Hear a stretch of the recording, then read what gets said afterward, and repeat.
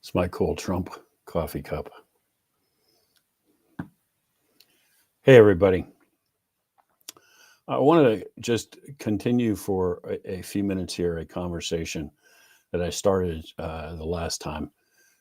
I hope everybody had a fantastic Thanksgiving. I know we're in that period of time between Thanksgiving and Christmas and the New Year, where people focus on family and friends and the holidays and taking stock of their lives. And that's 100% appropriate, particularly for the folks watching this. So many of you had devoted so much time over the course of years now to fighting for the state and for the country. And, I'm the last guy to give this advice because I don't usually take my own advice, but it's for real important that you periodically unplug a little bit and throttle back and focus on the things that at the end of the day really are the most important in your life, like family. So in that vein, what I'm doing today is less talking about specific concrete initiatives and actions, so forth. We'll launch back into that after the new year, but planting seeds of things that I think people need to be thinking about, talking about.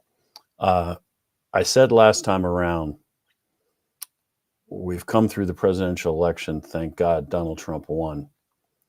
That's a major victory. We won a huge battle. We didn't win the war. The war is not over. And not only will the war continue in Washington, D.C., but this is now the point at which we as Pennsylvanians, I think, need to refocus on the fight right here at the county level and the state level. We got a lot of, in addition to the Democratic Party and its agenda, which hasn't changed, it remains as radical as it was before the presidential election. We still have a lot of people within the Republican Party in the state of Pennsylvania who are not, in my opinion, fighting for the issues that we think they should be fighting for. And to be quite frank, not fighting on the issues that I think most Pennsylvanians want them to fight on. That this is not just an issue of sort of a struggle within the Republican Party, but it's a question of the government not being responsive to the people. What we saw out of this election with Donald Trump is the emergence of what somebody much more articulate than I has called a new multi-ethnic coalition of the working class, the people who pay the bills, fight the wars, pay the taxes, who make this country run, who have been ignored and disenfranchised largely by the self-appointed elitists of both parties in this country. And that's really what Trump's election represents, is those people, us Americans, standing up and saying, we're taking our country back. Okay, again, huge victory, but we got a lot of ground to cover before we can really say we've won this war.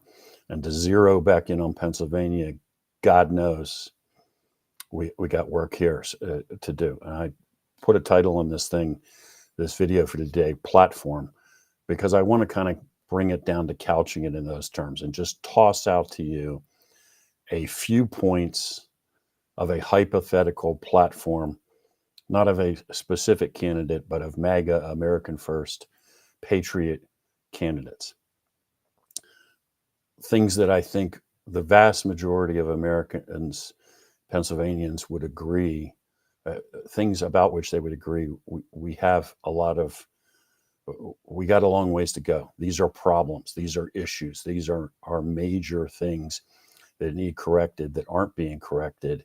And even our Republican elected officials aren't really doing a blessed thing about them. So, transgender surgeries in Pennsylvania. This is a nightmare. I think most people try to not even think about it and sort of treat it as if this is an aberration and only in a few weird isolated cases is this happening. That's long since ceased to be true. This has become literally a billion-dollar business in the United States, where we are mutilating children, often at government expense, certainly paid for by insurance companies. We are mutilating children based on this mad idea that somehow there are huge numbers of people that were born into the wrong body. Whatever the hell that's supposed to mean, I have no idea. Insanity.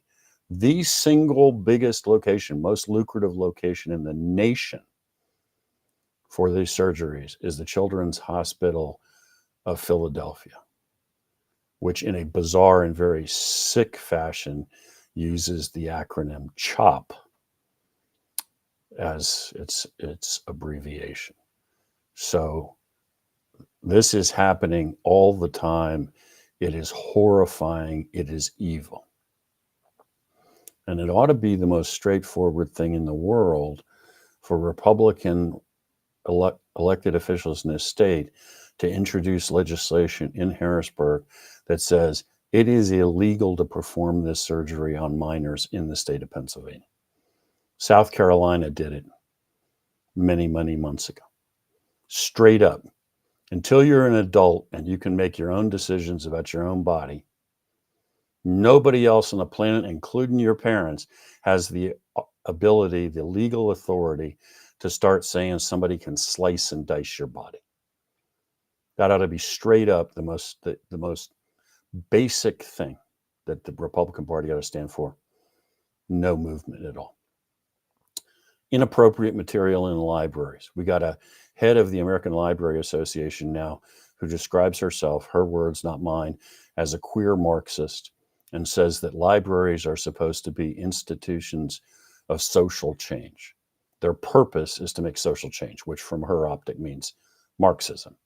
Okay, that against that backdrop, in school libraries, in county libraries, we have all sorts of age-inappropriate material. By that I mean graphic illustrations of sexual acts in books that are specifically targeted toward children and then are given to children by librarians.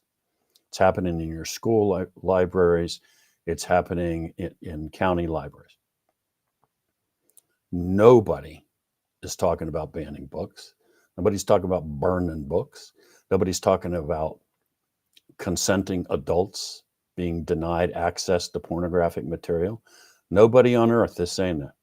They're saying you don't hand pornographic material to kids.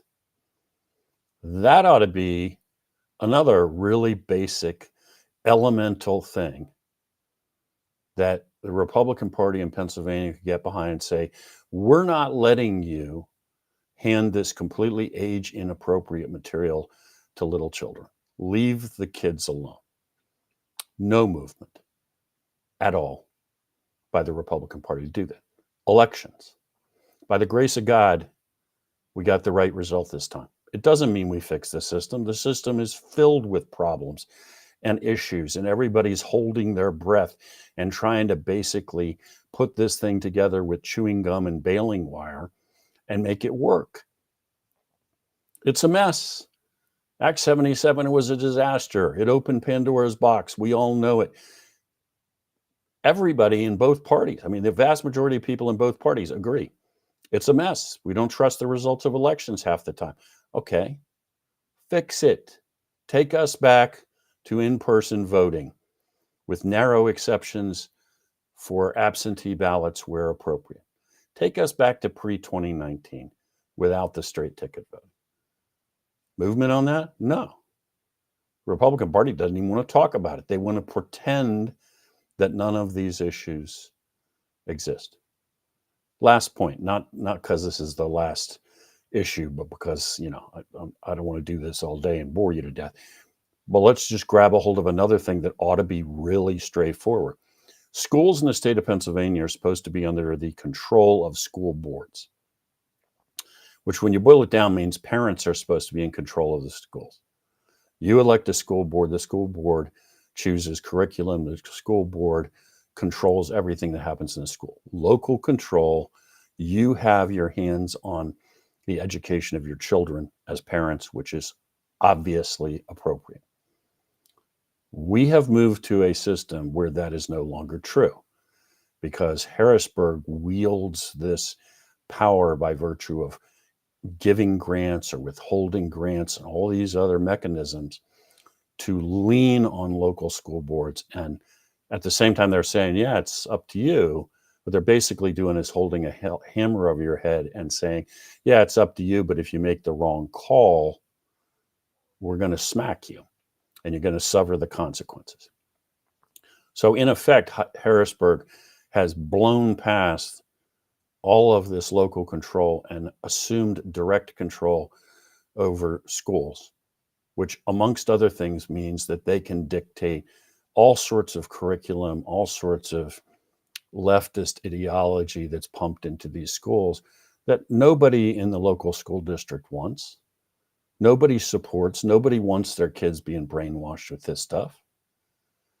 And Harrisburg doesn't care because bureaucrats in Harrisburg are force feeding this to your children. Well, again, an issue about which you would think the Republican Party could get its back up and say, no, we're going to fight like hell. Get out of the schools. Stop trying to get between, to shove the parents aside and get between them and their kids. When it comes, teach them reading, writing, and arithmetic. Let's see if you can figure out how to do that. And stop trying to inject your ideology into these children's mind. Again, just like with every other issue I've talked about, no sign of any serious movement by anybody in the Republican Party, anybody in the state legislature to address any of these things. So my point in throwing these things out here, before you all go back to the eggnog and getting ready for Christmas and so forth, is think about these things, because the answer to every one of these things is you're going to have to change a lot of people who are currently holding office. They have had years to move on these things, and they show no indication of inclination to do so. And they're not going to suddenly get religion. So if you're talking state rep races and state senate races and governor's races, 2 years is not a very long time. You need to be finding candidates. You need to be deciding if you're going to run yourself, figuring out how to raise money, building organizations. It takes a long time to make this happen. It's not easy. Okay. Think on all of that as we slide into winter. I will talk to you again before Christmas. Again, I hope you all had a great Thanksgiving. We had 16 at the table this time around, and most of them were in the house for 3-4 days. So a lot of commotion and a lot of chaos and a lot of great memories, and that's what it's